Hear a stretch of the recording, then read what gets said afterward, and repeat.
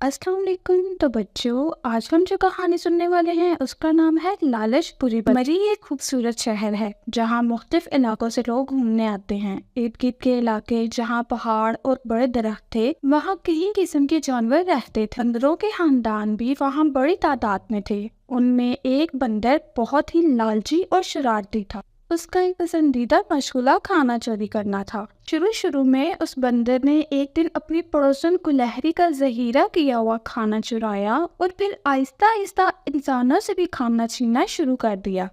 एक दिन उसकी नजर सड़क की दूसरी जानब खुबानियों से लदी हुई दरख्त पर पड़ी। सड़क की दूसरी तरफ जाने के लिए उसने एक चलती हुई गाड़ी पर छलांग लगाई और गिरते गिरते बचा। फिर गाड़ी से छलांग लगाकर खुबानी के दरख्त पर जा पहुंचा। वो खुबानियां तोड़ता जाता और खाता जाता। अचानक टहनी उसके हाथ से छूट गई और वो बुलंदी से सड़क पर आ गया।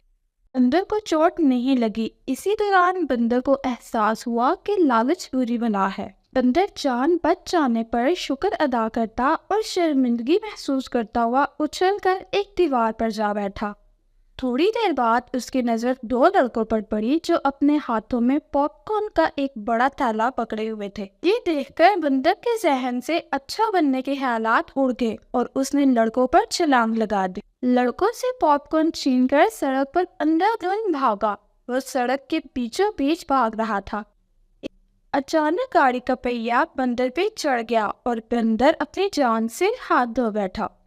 तो बच्चों, आज की कहानी से हमें ये सबक मिलता है कि जितना भी मिले उस पर शुक्र करना चाहिए, लालच नहीं करनी चाहिए। तो बच्चों, उम्मीद है आज की कहानी आपको पसंद आई होगी। मिलते हैं नेक्स्ट वीडियो में, तब तक के लिए अल्लाह हाफिज।